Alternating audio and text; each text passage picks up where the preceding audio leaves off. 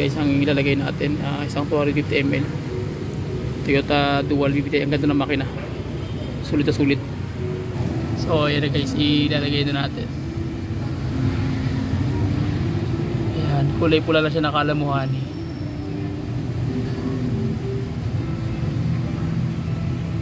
Ay. Ayan.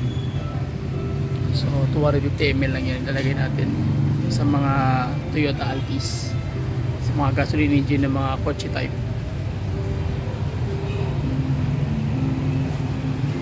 So ang gagawin ni Hado ganito, yung lahat ng mga gas-gas sa hairline mo ng makina mo, lahat ng may mga scratches, friction, so tatanggalin yun ni Hado.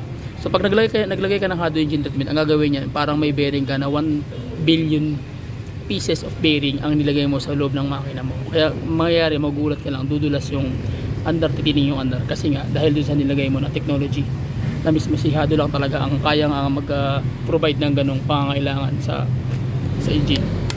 Okay, so tapos na tayo sa makina guys. Ang gagawin natin, doon tayo sa fuel tank, sa tara. Okay, so ang gagawin naman natin ito is tatlo. Bukas natin yung ano. Ayan.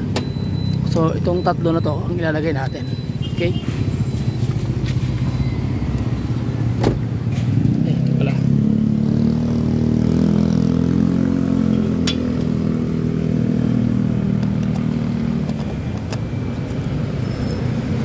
Okay, so ayan, buksan ko muna tapos balik ako. Okay, so ayan na, tinanggal ko na yung cover guys. So tatlo ilalagay natin. Ayan. Hado Fuel Extreme Economy. So sa mga nagtatanong sa akin, tatlo lang yung ilalagay nyo rito, sulit na yon. Okay, so wala na kayo pang gagawin dyan, kundi hayaan nyo na si Hado ang gumawa ng paraan kung paano niya sistemahin yan. Kumbaga trabaho na ni Hado yun, hindi nyo na problemahin. Gagawin nyo lang is ihahalo nyo lang ito sa fuel tank. So i-recover niya ano man ang lahat ng mga carbon deposit doon sa fuel system.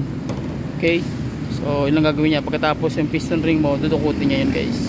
Mamaya explain natin sa inyo kung paano siya maglalaro. Yan. Okay, so takpan na natin. So ang gawin natin, hindi natin ikakat yung video para makita nyo yung magiging result. Okay. Yan. So on natin guys.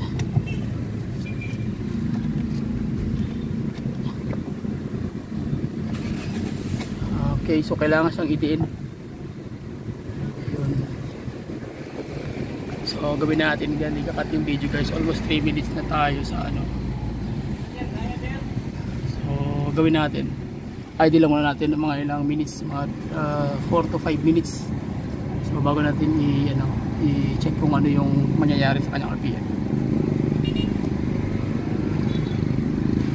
So explain ko lang guys kung bakit magkakaroon ng marirevive yung engine. Kasi nga yung mga lahat ng gas-gas doon sa liner during compression stroke, sa valve tip, sa piston ring, so lahat ng dumi doon, oil sludge na nakabara doon sa piston ring, dudukutin ni Hado yun. Although imposible siya, pero yun talaga yung technology na ginagawa ni Hado.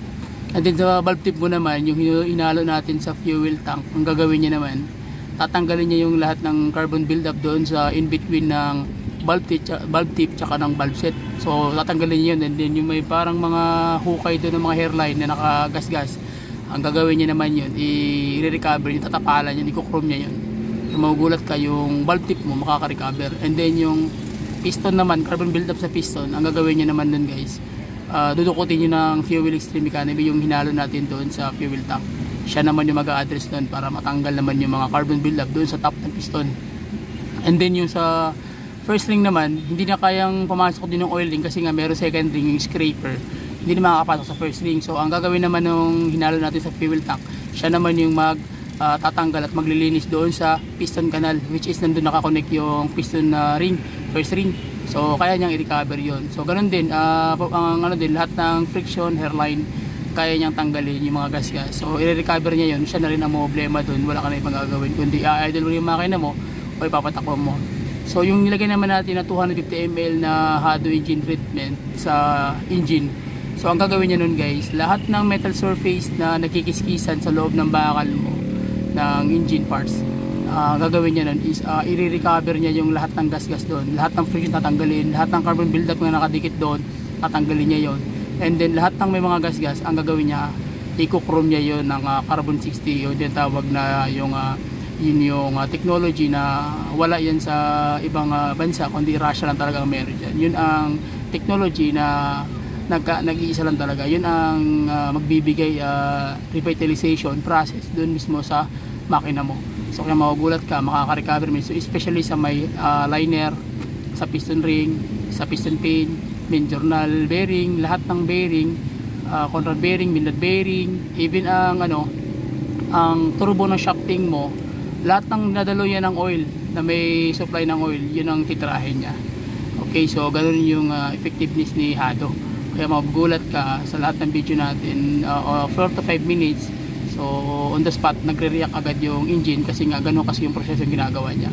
So kung may problema ka sa liner, package na yun, lahat, valve train mechanism, lahat ng may friction na dinadaanan ng oil, yun, i-heal niya yun, i-revitalize niya yung problema ng bakal yung metal surface mo. Okay, so check natin guys, nasa 6 minutes na tayo, almost mga 3 minutes na tayo naka-idle. So try natin yung RPM. So nasa 3 minutes pa lang tayo, pero yung galit ng makina marinig mo na sa 2,000. Ayan o. So walang cut yung video guys para makita nyo kung ano yung effectiveness ni Hado. So kanina pag mag RPM tayo 2,000, hindi mo marinig yung galit, hindi mo marinig. So nasa 4,000 bago mo marinig yung galit na yan, oh. So dapat ma-recover natin siya into 1,100, dapat kumari magalit na siya. Okay, so ganun yung result na hinahanap natin guys. Tsaka kita nyo yung aircon, lakas ng yung aircon guys, so nag-yelo na. So, ibig sabihin maganda na yung, mamatulin na yung under ng engine, lumalaban na siya. Nag-yelo talaga sir, oh. Nagmo-moist, oh. Lamig. Yan, kita nyo yung galit nyo. Yung galit kanina, hindi mo maramdaman to ba? Nasa 5,000 ang maramdaman, no? Kailangan mo siyang ipakan talaga, no? Okay, oh. So yun ang yun ang bintahe guys. Pag naka-Hado engine treatment ka, mahal lang siya, pero sulit naman. Ito kasi ang isang set nito nasa 4,500. Pero pag pina-LBC natin, nasa mga 4,750 na kasi mayroong shipping fee kasi na 250.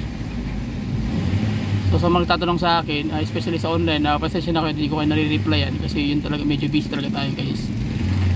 Buti na lang sa sir, matyaga. Shout out sa sir. So thank you sa sir. Thank you. Ano masayo mo sir? Wala, since then naging kumbaga trusted ko na rin yung produkto. So since sa unang sasakyan namin, so ayun, bumalik ako dito for another set sa ibang sasakyan kasi wala satisfied, approve. Sige. Thank you. So satisfied si sir sa atin, so salamat talaga sir sa pagtitiwala sa Hado engine treatment. So ayan guys, the more mo ginagamit yung unit mo na may Hado, so the more na siyang gumaganda kasi the more na the more niya na tinitreat ng sarili yung lahat ng sira ng metal parts ng engine mo. So ganun siya ka-effective guys. So 3 to 5 minutes meron ka nang mararamdaman na kakaiba. So mag-iiba na yung engine RPM tsaka yung throttle once na napaka-accelerate, may response agad yung engine. So ganun siya. Lakas na. So madukot mo na guys yung 1,000 na galit niya. Maririnig mo na yung galit niya. 1,1. Tapos pag back-upan mo agad, unang apak mo accelerate, tataas siya, and then back-upan mo pangalawa, marinig mo na yung galit ng RPM. So ibig sabihin, kailangan mo na siyang itakbo. Okay, so ito yung after. Ayan. So the more mong ginagamit na mga biyahe ka ng mga 30 minutes, totally na, chrome na yan. Oo, 100% na, na-chrome na lahat ng metal parts ng engine mo. Ayan, oh. Kita nyo, 2,000. Kanina hindi natin narinig yan. Dukutin natin sa 1,000, 1,500, galit na siya. Yun. Okay, so ganun lang guys yung ano, yung result. So talaga nag-yelo na, no? Lakas na ng ano ba, spin ng ano, engine. Pero kaya na hindi to ganda. Hindi ganito ganyan. Ganyan din sila. Pero mas iba rin. Mas iba na ngayon, mas lumakas yung ano niya, no? Spin ng kompreso. Mas malakas na kasi ibig sabihin, kaya nang paikutin lahat ng ano, lahat na naka-load sa kanya, alternator, charging system, tsaka yung air rod. So check natin yung makina.